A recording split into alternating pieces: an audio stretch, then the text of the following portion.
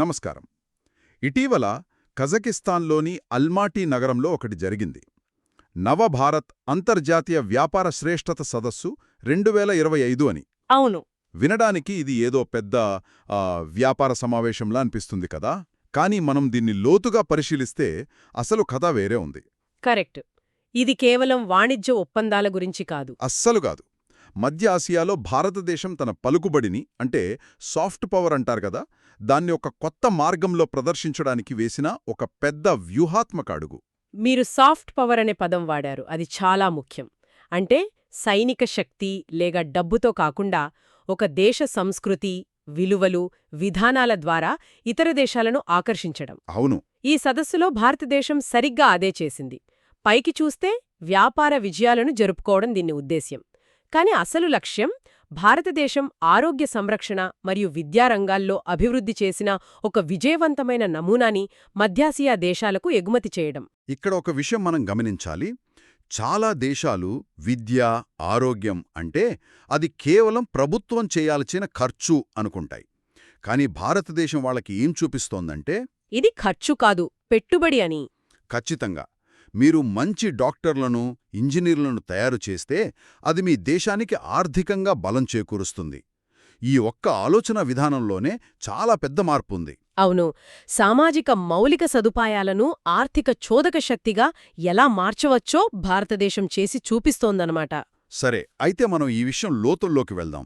ఈ సదస్సు ద్వారా భారతదేశం మధ్య ఆసియా దేశాలకు వైద్య విద్య, ఆరోగ్య సంరక్షణలో ఒక పూర్తిస్థాయి పరిష్కారాన్ని ఎలా అందిస్తోందో అర్థం చేసుకోవడమే మన ఈనాటి చర్చ యొక్క లక్ష్యం. అలాగే. ఈ మొత్తం కథలో ఆంధ్రప్రదేశ్లోని రాజమండ్రికి చెందిన డాక్టర్ గన్నీ భాస్కర్రావు, ఆయన స్థాపించిన జీఎస్ఎల్ సంస్థలు కేంద్ర బిందువుగా నిలిచాయి. ముందుగా ఈ సదస్సులో డాక్టర్ గన్నీ భాస్కర్రావు గారికి జీవిత సాఫల్య పురస్కారమిచ్చారు. అవును. ఆయన కేవలం ఒక గొప్ప సర్జన్ మాత్రమే కాదు, ఆయన ఒక దార్శనికుడు. అధిక నాణ్యతగల విద్యను, అందరికీ అందుబాటులో ఉండే వైద్యాన్ని కలిపి ఒక భారీ వ్యవస్థను నిర్మించాడు. ఇక్కడ జీఎస్ఎల్ నమూనాలోని ప్రత్యేకతను మనం అర్థం చేసుకోవాలి. వాళ్లు దీన్ని హైబ్రిడ్ మోడల్ అంటారు. ఓకే, హైబ్రిడ్ మోడల్ అంటే దీనిలో రెండు విభిన్నమైన అంశాలు కనిపిస్తాయి. ఒకవైపు అత్యంత ఆధునిక టెక్నాలజీపై భారీగా పెట్టుబడి పెట్టారు. ఉదాహరణకు కాడవెరిక్ రోబోటిక్ ల్యాబ్ లాంటివి. కాడవెరిక్ రోబోటిక్ ల్యాబ్ అంటే మనిషి శరీరంపై కాకుండా ప్రత్యేకంగా భద్రపర్చిన సవాలపై రోబోటిక్ సర్జరీని ప్రాక్టీస్ చేసే అత్యాధునిక ల్యాబ్ అనుమాట. ఖచ్చితంగా. ఇది ప్రపంచంలోనే అత్యుత్తమ ప్రమాణాలతో సమానం. ఇది ఒకవైపు. మరి రెండో వైపేముంది? రెండోవైపు అదే సమయంలో మొబైల్ మెడికల్ యూనిట్ల ద్వారా మారుమూల గ్రామాల్లోని ప్రజలకు కూడా వైద్యాన్ని అందిస్తున్నారు. వాళ్ల నినాదమేంటంటే అధిక సాంకేతికతతో కూడిన వైద్యాన్ని అందుబాటు ధరలో గ్రామీణ ప్రజల గడప వద్దకు తీసుకురావడం. వినడానికి చాలా బాగుంది. కానీ ఒక్క నిమిషం, ఈ రెండింటికీ దబ్బెక్కడ్నించొస్తోంది? హైటెక్ ల్యాబ్స్ చాలా ఖరీదైనవి కదా. అదే సమయంలో గ్రామాల్లో తక్కువ ధరకి వైద్యం అందించడం కూడా ఖర్చుతో కూడుకున్నది. ఇక్కడే అసలైన తెలివి ఉంది. పట్టణ ప్రాంతాల్లో డబ్బున్న వాళ్లకు అందించే సూపర్ స్పెషాలిటీ సేవల ద్వారా వచ్చిన లాభాలుంటాయి కదా. ఓకే. ఆ లాభాలను గ్రామీణ ప్రాంతాల్లోని సామాజిక సేవా కార్యక్రమాలకు మళ్లిస్తున్నారు. అంటే ఇది ప్రభుత్వ నిధులపై పూర్తిగా ఆధారపడని, తన కాళ్లపై తాను నిలబడగలిగే ఒక ఆర్థిక నమూనా అన్నమాట. ఇప్పుడర్థమైంది. అందుకే ఇది మధ్య ఆసియా దేశాలకు అంత ఆకర్షణీయంగా కనిపిస్తోంది. అవును. అంటే ఇది కేవలం హాస్పిటల్ కాదు, ఒక స్వయం సమృద్ధ పర్యావరణ వ్యవస్థ. మరి దీని స్వరూపమెలా ఉంటుంది? ఇది రాజమండ్రిలో ఉంది. 85 ఎకరాల పెద్ద క్యాంపస్, జీఎస్ఎల్ మెడికల్ కాలేజ్ మరియు జనరల్ హాస్పిటల్. దీనికి నేషనల్ మెడికల్ కమిషన్ అంటే ఎన్ఎంసీ గుర్తింపుంది. 85 ఎకరాల? అవును. ఏటా 250 మంది ఎండీబీఎస్ విద్యార్థులను చేర్చుకుంటున్నారు. దాంతోపాటు పీజీ, సూపర్ స్పెషాలిటీ కోర్సులు కూడా ఉన్నాయి. ఇంకా ముఖ్యంగా ఇది కేవలం మెడికల్ కాలేజ్ మాత్రమే కాదు. దాంతోపాటు డెంటల్, ఫిజియోథెరపీ, నర్సింగ్, పారామెడికల్ కాలేజీలు ఇలా అన్నీ ఒకే చోట ఉన్నాయి. అంటే ఒక డాక్టర్ ఒంటరిగా పనిచేయడు, ఒక టీంతో కలిసి పనిచేస్తాడు. ఆ మొత్తం టీంను వీళ్లే ఒకే చోట తయారు చేస్తున్నారన్నమాట. ఇది చాలా తెలివైన ఆలోచన. నిజమే. కానీ ఈ మోడల్ వినడానికి బావుంది. ఇది నిజంగా ఇతర దేశాల్లో పనిచేస్తుందా? ఎందుకంటే భారతదేశంలో ఉన్న పరిస్థితులు, ప్రైవేట్ రంగం పాత్ర కజకిస్తాన్లో భిన్నంగా ఉండొచ్చు కదా. కేవలం కాపీ పేస్ట్ చేస్తే సరిపోతుందా? చాలా మంచి ప్రశ్న అడిగారు. సరిపోదు. అందుకే వాళ్ళు కేవలం భవనాలను ఎగుమతి చేయడం లేదు, దాని వెనుక ఉన్న ఆపరేటింగ్ సిస్టమ్ను కూడా ఎగుమతి చేస్తున్నారు. Operating system. అదే శిక్షణ. ఇక్కడే డాక్టర్ గన్నీ సందీప్ పాత్ర మొదలవుతుంది. సరే, రాజమండ్రిలో ఒక అద్భుతమైన వ్యవస్థను కట్టారు. బావుంది. కాని కథ ఇక్కడితో అయిపోలేదు. అసలు కథ ఇప్పుడే మొదలవుతుంది. అవును. ఈ మోడల్ను ఇతర దేశాలకు అమ్మాలంటే కేవలం బిల్డింగులు కడితే సరిపోదు. వాళ్లకు కావాల్సింది ప్రపంచస్థాయి డాక్టర్లు. మరి వాళ్లను ఎలా తయారు చేస్తారు? అక్కడే డాక్టర్ గన్నీ సందీప్ రంగప్రవేశం చేశారు. ఆయనకు సిమ్యులేషన్ ఆధారిత వైద్య శిక్షణలో అద్భుతమైన నైపుణ్యం కోసం ప్రత్యేక గుర్తింపు లభించింది. అవును. డాక్టర్ సందీప్ స్వయంగా సిమ్యులేషన్ను ఒక వంతెనతో పోల్చారు. అంటే పుస్తకాల్లో చదివిన దానికి, నిజంగా రోగికి చేసే చికిత్సకు మధ్య ఉన్న గ్యాప్ను కలిపే ఒక వంతెన అని. ఒక్క నిమిషం, సిమ్యులేషన్ అంటే సరిగ్గా ఏమిటి? సింపుల్గా చెప్పాలంటే, పైలట్లకు విమానం నడపడానికి శిక్షణ ఇచ్చేటప్పుడు వాళ్లను నేరుగా నిజమైన విమానంలో కూర్చోబెట్టరు కదా. పెట్టరు. ముందుగా ఒక ఫ్లైట్ సిమ్యులేటర్లో శిక్షణిస్తారు. ఖచ్చితంగా. అక్కడ తప్పులు చేసినా పర్వాలేదు, ఎవ్వరికీ ప్రమాదం ఉండదు. వైద్యరంగంలో కూడా ఇదే సూత్రం వర్తిస్తుంది. అర్థమైంది. ముఖ్యంగా లాపరోస్కోపీ లాంటి కీహోల్ సర్జరీలకు ఇది చాలా అవసరం. నేరుగా రోగులపై ప్రయోగించి నేర్చుకోవడం చాలా ప్రమాదకరం. అవును. సిమ్యులేషన్ అనేది విద్యార్థులకు, యువ సర్జన్లకు ఎలాంటి ప్రమాదం లేని వాతావరణంలో తమ నైపుణ్యాలను వందల సార్లు ప్రాక్టీస్ చేయడానికి అవకాశం కల్పిస్తుంది. ఇది నేరుగా రోగి భద్రతకు సంబంధించిన విషయం. ఈ విషయంలో జిఎస్ఎల్ స్మార్ట్ ల్యాబ్ చాలా కీలక పాత్ర పోషించినట్లుంది. అవునండి. డాక్టర్ సందీప్ నేతృత్వంలోని ఈ స్మార్ట్ ల్యాబ్ ఒక అంతర్జాతీయ స్థాయి శిక్షణా కేంద్రంగా మారింది. ఇక్కడ basic life support, advanced cardiac life support, అలాగే లాపరోస్కోపిక్ సర్జరీ టెక్నిక్స్ వంటి వాటిపై శిక్షణిస్తున్నారు. డాక్టర్ సందీప్ ప్రభావం కేవలం ఆ ల్యాబ్కే పరిమితం కాలేదని మన సోర్సెస్ చెబుతున్నాయి. ఆయన 2019లో ఒక టెడెక్స్ ప్రసంగం చేశారు, టెక్నాలజీ యుగంలో వైద్య శిక్షణ అనే అంశంపై. అవును. ఆ తరువాత అదే ఏడాది భారతదేశపు మొట్టమొదటి జాతీయ హెల్త్ కేర్ సిమ్యులేషన్ కాన్ఫరెన్స్ సిమ్యుల్కాన్ ఇండియాను నిర్వహించారు. దానికి 1500 మందికి పైగా హాజరయ్యారంటే దాని ప్రాముఖ్యత మనం అర్థం చేసుకోవచ్చు. అంతమంది హాజరయ్యారా? ఆ సిమ్యుల్కాన్ సదస్సు యొక్క అతి పెద్ద, శాశ్వతమైన ఫలితమొకటుంది. అదేంటి? Society for health care simulation అంటే SHS అనే సంస్థను స్థాపించడం. సింపుల్గా చెప్పాలంటే ఈ SHS అనేది భారతదేశంలో డాక్టర్లకు శిక్షణ ఇవ్వడానికి ఒకే రకమైన, ఉన్నతమైన ప్రమాణాలను నిర్దేశించే ఒక సంస్థ. అంటే ఒకే రూల్ బుక్ లాంటిది. అంతే. ఇప్పుడు ఈ SHS ద్వారా భారతదేశం కేవలం శిక్షణను మాత్రమే కాదు, శిక్షణా ప్రమాణాలను కూడా ఇతర దేశాలకు ఎగుమతి చేసే స్థాయికి చేరుకుంది. ఆగండి, ఇక్కడే అల్మాటీ సదస్సులో ఒక కీలకమైన ప్రకటన వచ్చింది కదా? వచ్చింది. మీరు దాన్ని పట్టుకున్నారు. అల్మాటీ సదస్సులో వచ్చిన అత్యంత కీలకమైన ప్రకటన అదే. మార్చ్ 2026లో 3వ అంతర్జాతీయ సిమ్యుల్కాన్ను ఉజ్బెకిస్తాన్లోని తాష్కెంట్లో నిర్వహించబోతున్నారు. ఒక్క నిమిషం. అంటే వాళ్లు తమ సొంత ప్రధాన కాన్ఫరెన్స్ను భారతదేశంలో కాకుండా మధ్య ఆసియాలో నిర్వహిస్తున్నారా? ఇది కేవలం వేదిక మార్చడంలా లేదు. అస్సలు కాదు. ఇది ఒక రకమైన సాఫ్ట్వేర్ ఇన్స్టాలేషన్ లాగా ఉంది. వాళ్ల సిస్టమ్ను, వాళ్ల ప్రమాణాలను నేరుగా అక్కడ ఇన్స్టాల్ చేస్తున్నారు. నేను సరిగ్గానే అర్థం చేసుకున్నానా? మీరు 100కి 100 పాళ్లు సరిగ్గా అర్థం చేసుకున్నారు. ఇది చాలా పెద్ద వ్యూహాత్మక ఎత్తుగడ. ఇది ఎలా ఉందంటే, అమెరికా వాళ్లు తమ సూపర్ బౌల్ ఫైనల్ మ్యాచ్ను లండన్లో నిర్వహించడం లాంటిది. వావ్, మంచి పోలిక. అది కేవలం ఒక గేమ్ కాదు, వాళ్లు తమ సంస్కృతిని, తమ ఆధిపత్యాన్ని ప్రదర్శిస్తున్నట్టు.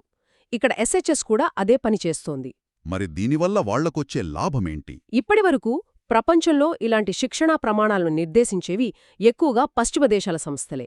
ఉదాహరణకు అమెరికాకు చెందిన SH అనే సంస్థ IMSH అనే పెద్ద కాన్ఫరెన్స్ను నిర్వహిస్తుంది. ఓకే.